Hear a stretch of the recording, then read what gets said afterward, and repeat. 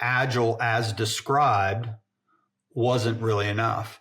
Because again, if you're a small Scrum team working on an app or working on a small project, or you're working on something that is loosely coupled from the rest of the organization, you can handle the occasional dependency. You can handle the occasional external constraint.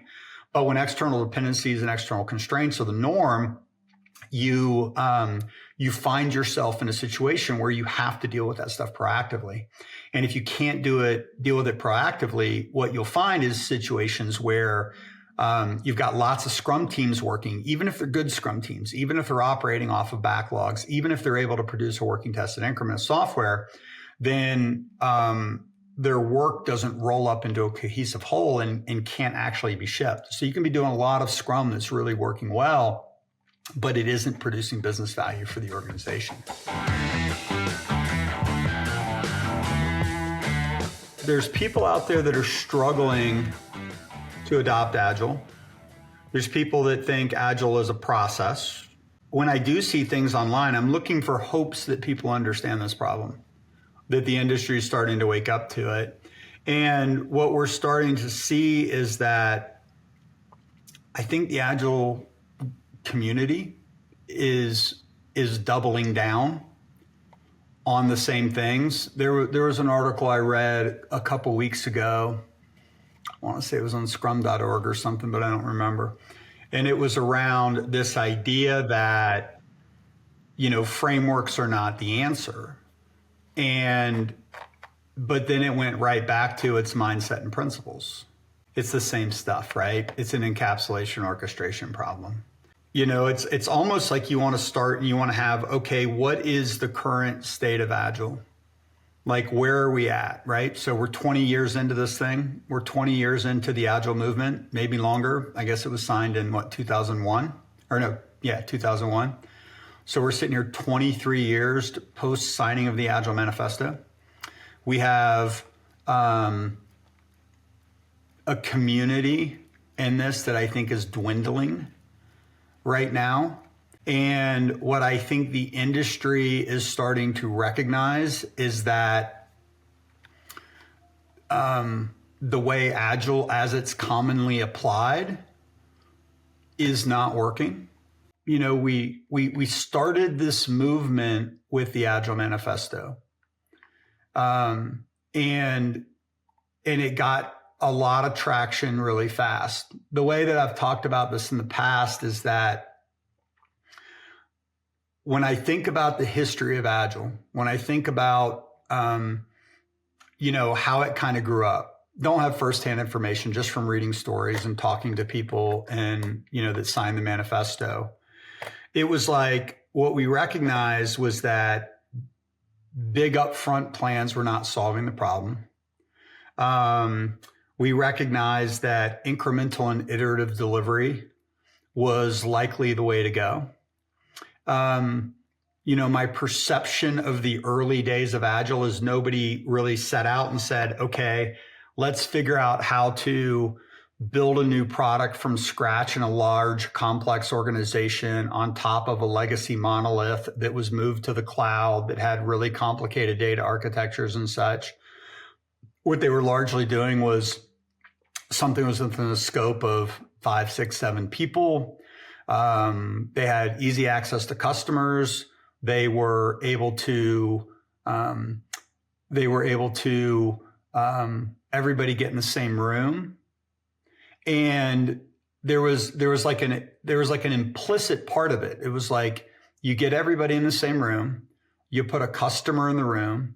You have Alistair Coburn's idea of osmotic communication. Everybody hears everything that's going on, and you can continuously deploy the software. You can continuously get feedback. You can inspect and adapt and change as you learn things. And so where we started this conversation was around the idea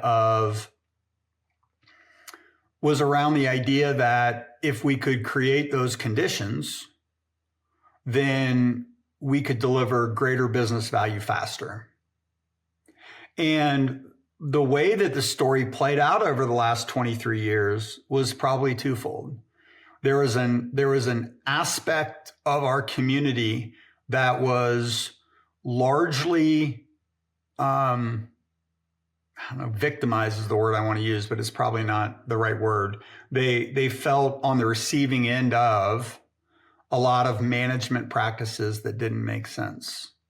They were not able to do the software craftsmanship kinds of things in the software because they're under such crushing date and time pressure. There was this huge pressure to define all the requirements up front and get sign off on them. And so what kind of happened is that when the manifesto came out, it was a set of values and principles. And so it prioritized for things like responding to change over following a plan, customer collaboration over contract negotiation, right? Stuff like that. And over the last 23 years, I think there's really like two camps that evolved out of this. I think that the one camp really indexed on what I might say the cultural ethos of Agile, where it was about teaming and strategy and fun and games, very high touch, very high collaboration. And then the other side of the industry went to processes and frameworks.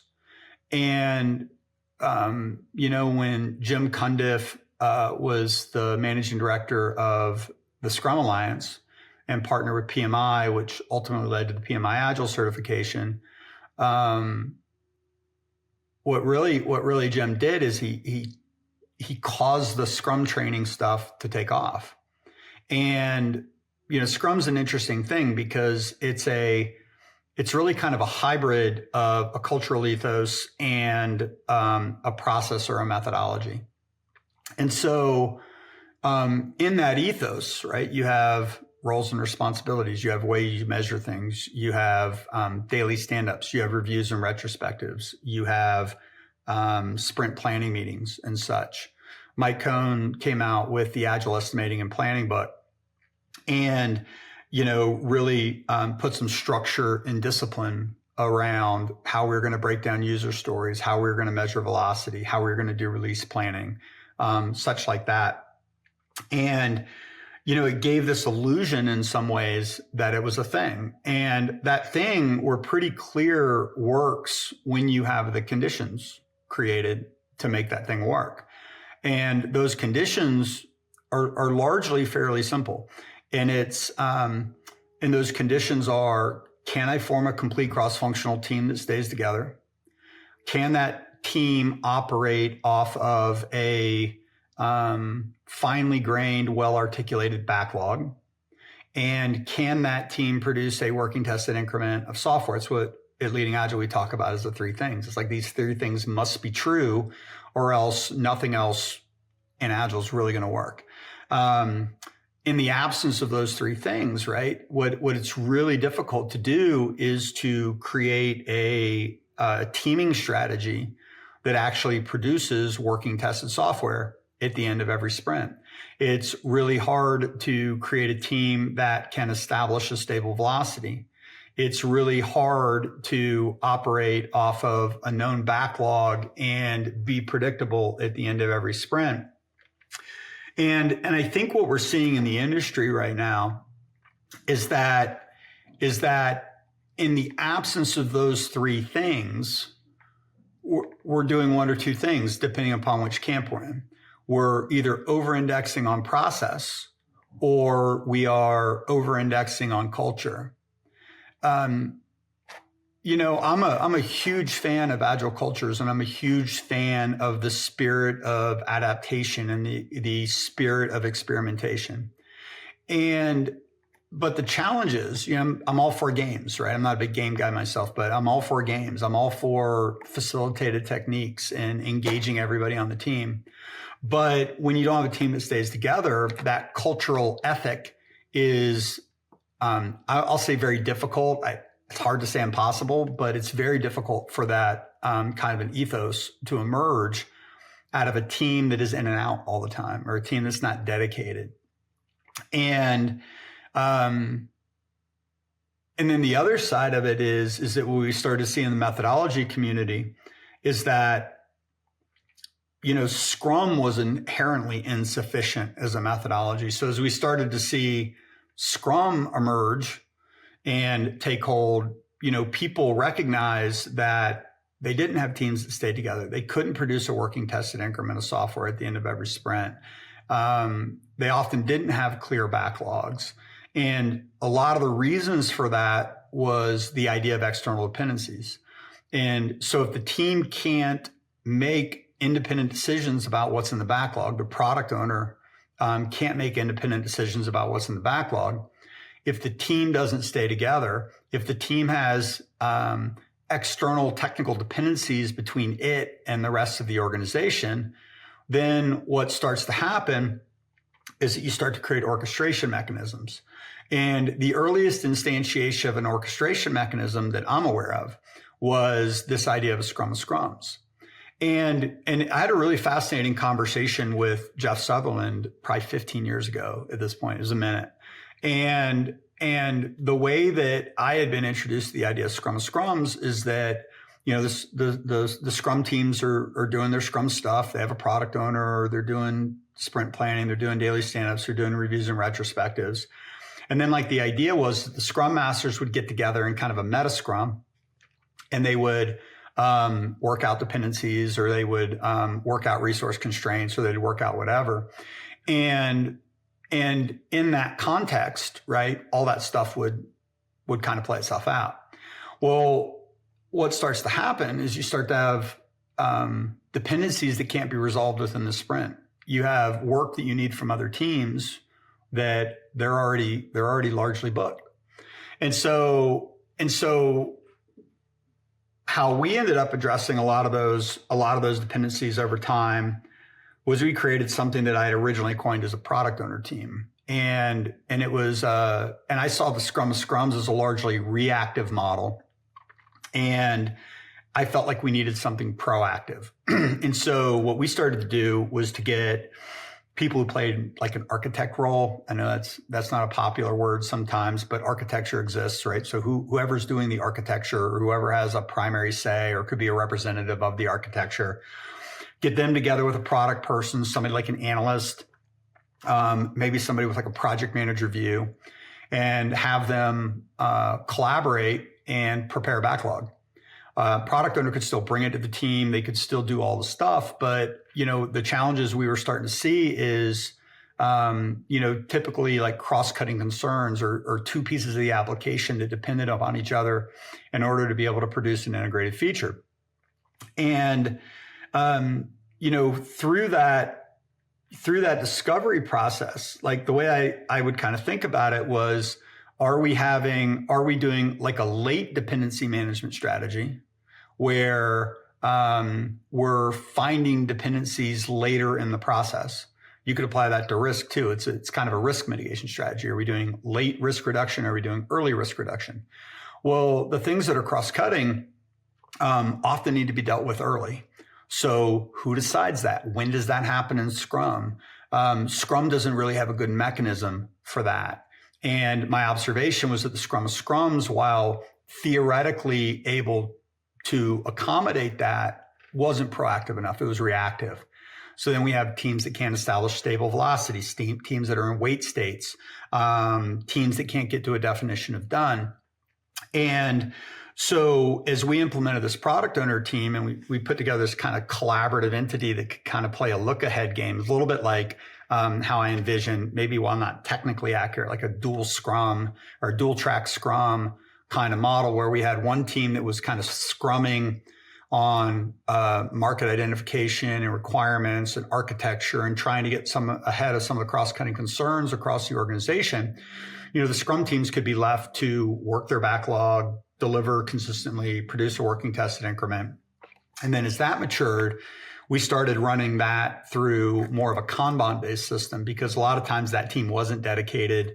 Sometimes there were other parts of the organization that we needed to include. So we went down that path.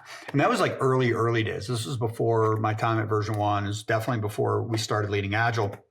And somewhere along the way, I got to spend some time with Jeff.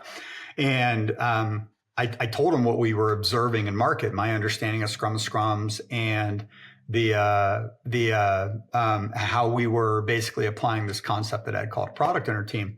He just looked at me and said, yeah, do that. That sounds like a great idea, basically. I'm not sure if he was that affirmative of it, but he's like, yeah, do that.